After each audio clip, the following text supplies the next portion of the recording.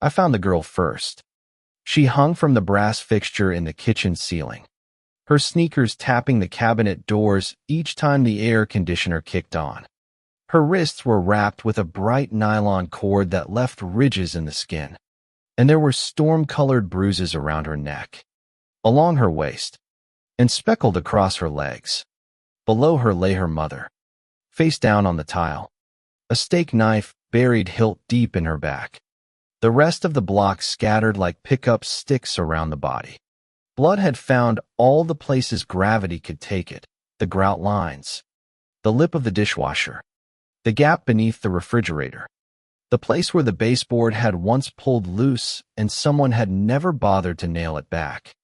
When we turned the girl down and eased the mother onto a clean sheet, one of the uniforms had to step outside and use the hydrangeas. Sometimes you want to believe a horror scene is a stage set, that a prop department will appear, apologize, and sweep the mess away.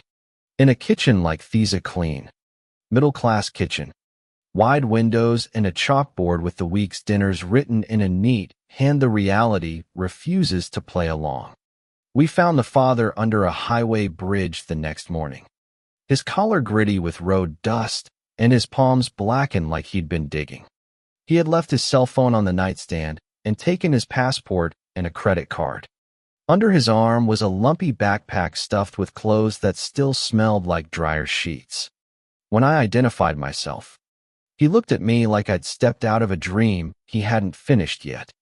His name was Mark Ellison. On paper, he was a sharp rectangle of normal, a mortgage analyst in a converted brick building downtown. In the same seat 5 days a week for 10 years. He dutifully attended HOA meetings. He gave up his seat on the light rail. The neighbors used words like solid, polite, a little quiet. Every photograph my partner pulled from the living room showed the same rehearsed smile. A smile that said, I have learned how to photograph well, and also I am not sure why we take so many pictures. The arrest made the evening news by noon. He cried when they put the cuffs on. I know that can be a show, but this was the deep and ugly crying of a man who thought he'd misplaced his own name. On the ride in, he kept trying to explain that there had been a mistake. He did not complete a single sentence. When we collected evidence at the house, I signed for a small green notebook from the upstairs office, a cheap spiral thing with 100 pages. Hidden inside the front cover, scrawled in thick ink, was a symbol the size of a quarter, an arrow chasing itself in a circle, and a single cross-stroke slashing the loop. Beside it, in block capitals, were 2 words: keep running. The first page contained a short entry dated 2 decades earlier. Saturday, August 14th, 1999. It read, then, it's more like the 18th for me. Wrote here yesterday, but now it's gone. I'm going to keep recording until I get a full grasp of the system. I felt my mouth form the word system before my mind knew what it meant. At the county detention center, the holding blocks smell like bleach and old whispers. Roy Alvarez worked there, a friend I'd shared coffee with in enough courthouses to call him by his first name. Roy had the unblinking patience of a man who had learned to see people as they were and not as their worst moment. When I asked how Ellison was doing, Roy shook his head. Every morning, he said, it's day 1 for him. Day 1. Wakes up like he's clawing out of a nightmare. Doesn't know where he is. Doesn't remember what happened. And he's got this thing he does. Same words every time. What words? Roy looked at the floor. He begs for paper. 1 sheet. A pencil. 30 seconds. We let him. The first morning, he drew a symbol. Looked like an arrow chasing itself with a line through it. Then he wrote, Helen and Paige are dead. He stared at it a while. Next day, he woke up the same. Panicking. Then saw the paper. And he quieted down. Since then, he just sits on the bunk like he's waiting for a bus he doesn't want to catch. The public had a blood appetite for the case. You could feel it in the courthouse air. The way people leaned forward on the benches, wanting to be near the word evil as if proximity were a kind of armor. The defense put up an early fight to delay. But the judge had a calendar to keep and a constituency to answer to. Somewhere between a press conference and a headline. We learned Ellison's attorney had requested a polygraph to bolster a plea of insanity. They calibrated the machine the way the experts do. The examiner asked Ellison to answer truth and then lie to simple questions. Name. Favorite color. He said Mark Allen Ellison and blue. Then he said Benjamin Franklin and yellow. And the needles leaped like a hooked fish. After that came the real questions. Doubled and reworded. Shuffled like a magic trick. Did you kill your wife? Did you kill your daughter? He hesitated. Then said no. The pattern of ink on the paper disagreed. Later, with a sterile specificity only bureaucracy can summon, the examiner asked if he had killed his wife and daughter on the night of August 12, 2019. The night the coroner would later fix as time of death. No, he said. This time the machine found him honest. The test never made it into evidence. Everyone in the room knew polygraphs are showpieces, not tools. Still, I watched the hallway chatter tilt into superstition, the way the question had been phrased. The dates. The notion of a truth and a lie entangled like wires behind a wall. At night. Alone in a small apartment with cheap lamps. I found myself opening the green notebook to page 1 and reading that sentence again. It's more like the 18th for me. On the third day of the trial. After lunch, Ellison's attorney asked to speak with me privately. We were in a small glass room off the corridor. The kind used for conversations no one wants to have. He asked if I would come to the detention center that evening. Ellison, he said, requested me by name. You believe me? Ellison asked as soon as Roy left us alone. His eyes so tired they seemed like someone else's eyes attached to his face. That depends on what you want me to believe. I said, my life has been strange. He said, if I told you how, you'd think I was performing for my own insanity plea. I think you want to tell me anyway. He pressed his palms into his eyes and inhaled slow like he was trying to fill his ribs with enough air to stay upright. Can you trust a dead man's word? He asked. I prefer the kind of words that come with evidence. I said. He nodded, as if he'd expected that. After I'm gone. Read the journal. He said. It's the only thing I can give you that doesn't look like a trick. I won't remember telling you this tomorrow. I'm not sure I'll even remember who you are. What about the killings? I asked. Off the record, do you believe you did it? A tremor passed through him. The small involuntary shudder of someone walking past a grave they can't see. I think, he said, and then his mouth went soft and his voice thinned. I think I may have. He looked at me like he wanted me to say the thing we all want to hear at the end of a story. The sentence that forgives everything. Instead, I put my hand on the glass. He put his hand on the other side. We did not look like men on opposite sides of a criminal proceeding. We looked like men saying goodbye. What do you think happens when we die? He asked suddenly. I don't know. I said. Maybe nothing. Maybe it's like falling asleep and never waking up. I hope you're right, he said, and lifted one hand as if the gesture alone could hold back some approaching tide. But with a curse like this, he said, and then he bit the sentence off and swallowed it. Read the journal. Reopen this in 10 years if you have to. Whatever you have to do. Just read it and know that I didn't ask because I wanted attention. I asked because when there's nothing left to gain, maybe truth is the only thing that matters. He was sentenced a week later. When the judge said lethal injection, Ellison tore the pages of his notes into thin strips and let them fall to the floor like pale leaves. The bailiff had to bend down and sweep them with the side of his hand. On a gray morning in late winter, the news broke. The sentence had been carried out. On the noon broadcast, an anchor with hair like polished walnut announced that justice had been done and smiled the smile of people who believe all stories should fit inside a single broadcast segment. A month after that, when the case file had cooled enough to handle without burning my fingers, I checked out the notebook from evidence and fed it to the belly of the copy machine. The fluorescent light in the records room flickered, and the machine made its little metallic sighs. When I was done, I returned the original and took the copy home. I read all night. The notebook had the erratic chronology of a teenager's attention span. Early pages were saturated with the banalities of small-town life in 1999, teachers' names, biology quizzes, the price of a sandwich at the corner store. The banality made the deviations stand out sharply when they came. The entry about a math test began like any anxious confession. Then, 2 sentences in, it tilted. For me, it's the second time around. Ellison wrote. The old one vanished. I tried to memorize questions and got better. Maybe one day I'll stop needing to write any of this down. For now, easy A's. 2 weeks later, he drew the symbol. An arrow chasing itself with a decisive line through the loop. He wrote beneath it, a reminder if it backfires.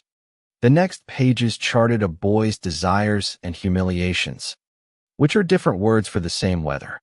He saw a girl at school, Lauren, whose hair he described in a sentence that tried too hard. He attempted to talk to her on days he called free and failed on days he called record because the failure meant permanence. He believed he could choose which day would count. Derek entered the picture next. A teenage boy whose meanness was the kind of meanness that makes public school hallways echo. One afternoon, the entry changed shape, syntax tightening like a belt. I jammed the pencil into his eye. Ellison wrote. Then I brought it down on his throat. The broken point made a new point. He drowned in red. They pulled me off. The police. The whole show. Then I woke the next morning in my bed and went to first period, and he was alive with both eyes, saying the same things he'd said before, pushing my head the way he'd pushed my head the day before. Only now I knew what his blood looked like on linoleum, and I laughed. A line later he announced that he felt relieved. Calm. He carried himself differently. Derek moved on to easier prey. Life returned to its default setting. The gift, as he began to call it, had established its rhythm. There were other entries. He followed Lauren to the mall on a free day, cornered her in a garage, and did the thing that men like to tell themselves they could never do. The next day, he apologized to her in a hallway lined with lockers, and they shook hands, and he felt clean. The year turned. He began to date another girl, Helen, who slipped through the entries with the bright simplicity of a person who trusts the solid world beneath her feet. He wrote that he loved her. He also wrote that he killed her on occasion when his anger sharpened like a knife. The next morning, she cooked his eggs and spit in them when she thought he wasn't looking. When their daughter was born, he wrote well over a page about the sensation of holding her, how he'd wanted to bottle the feeling to take a sip later. Like a man who wants to drink his own memory, he addressed a paragraph to her directly. If you're reading this, Paige, he wrote, you've grown into such a beautiful young woman. I would never hurt you. Then, 3 lines later, he wrote, I have to satisfy what I started so we can go on living happy. Resist if you must. None of it will matter. You'll be fine in the morning. After that, the notebook got scarcer with specifics and heavier with tone. He made money on sports bets he placed only on record days, where a loss would be bearable and a win would be repeated with a larger stake on the day that counted. He guessed the news a day early. He bought stocks the day before they jumped. He posed with his wife and child in photographs that contained the ghost of another set of photographs he never printed. A shadow album built of acts that were erased like chalk. Reading it, the sensation I remembered most wasn't anger. It was a peculiar nausea. The kind a person feels when their mind is made to hold 2 incompatible truths at once. The world we live in asks us to believe that what happens, happens. Ellison's notebook insisted something else had been happening alongside us the whole time. A twin river, and that he had learned to paddle between them. And then the pages ran out. I stared at the last line. There was no confession, no direct admission about the kitchen, no master key that unlocked the why. I circled back and reread a year's worth, then another year's worth. And still the ending was the same, an unfinished diary, a symbol, a promise to keep running. What the notebook didn't tell me, the dates did. The girl he assaulted in a garage had been named Lauren, not Helen. The boy he'd stabbed in the neck was named Derek, not anyone who would bear witness in a courtroom now. The notebook spoke to a life built from practice and repetition, the safest version of a person's worst impulses. As long as he did them on days that didn't count, he could remain the husband who brought flowers home when he'd worked late, the father who asked about homework in a voice softened with concern. On the night his wife and daughter died, the coroner's estimate was precise. The line on the polygraph chart was precise. The small sentence scribbled under the symbol in the detention center was precise. Ellison had written, "Helen and Paige are dead." And then he'd slept. And in the morning he had read it. And something in him had shut down. The next morning, he still read it. And it remained true. The gift, if such a thing could be called that, had stopped working. It is impossible to overstate how that realization walked around my apartment and turned out the lights. If Ellison had built a private system where the acts he committed on his free days dissolved like sugar in hot tea, he had laid a track for his life that required the train to keep moving. The morning the train hit a wall, he did not become a man who could accept his own acts. He became a man who reached for a symbol and a sentence, as if looking at a small circle with a slash through it would reopen a door that had swung shut. One theory, the one I carry now, because it is the only one that allows the world to remain the world, is that whatever had governed his twin-day illusion had failed on the night in question because the violence he committed had become too familiar to be contained. He had used repetition to numb himself to the kind of moral accounting most of us learn as children. Then the math stopped balancing. He woke in a place where what you do makes you who you are, and he did not know how to live there. There's another theory, the one Ellison feared when he asked me what happens after we die, the one he preferred to drown with needles and chemicals. It says the system did not fail. It says it succeeded with perfect timing.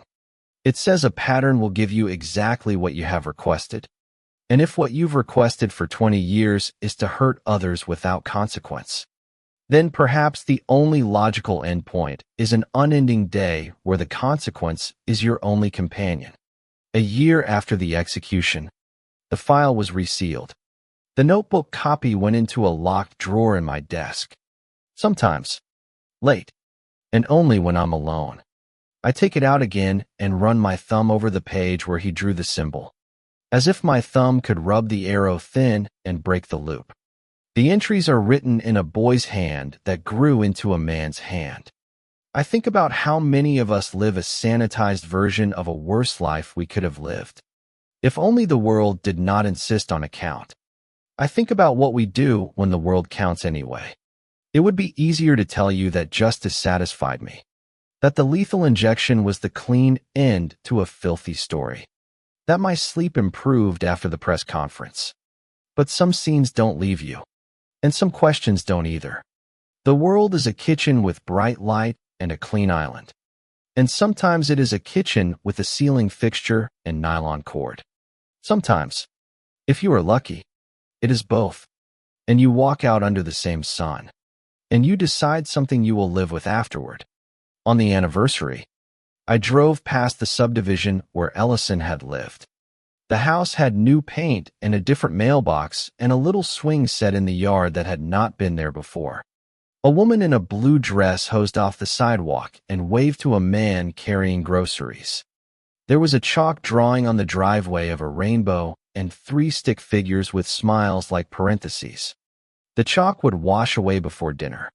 For a moment, I stood there thinking about what the day would be. Record or free. If you could make that decision.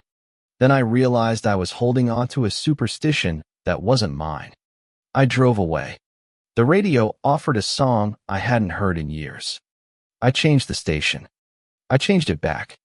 I listened all the way through, letting it end when it wanted to end. I don't know whether Ellison found an oblivion deep enough to forgive himself. I suspect he did not. If there is a place where the last day repeats forever, perhaps it is not a fiery punishment, but an endless morning where a man wakes up and finds the same sentence awaiting him on the same scrap of paper. Helen and Paige are dead. Perhaps he holds the paper a while, the way he held his daughter once. And then he puts the paper down, the way he put her down in her crib. And then he picks it up again because he cannot do anything else. Perhaps he sits on the bunk and stares at the line he drew through the loop and waits for the door to unlock. Perhaps it unlocks. Perhaps it does not. What I know is this: the world we wake to is the only one that counts. There is no safe day to do harm.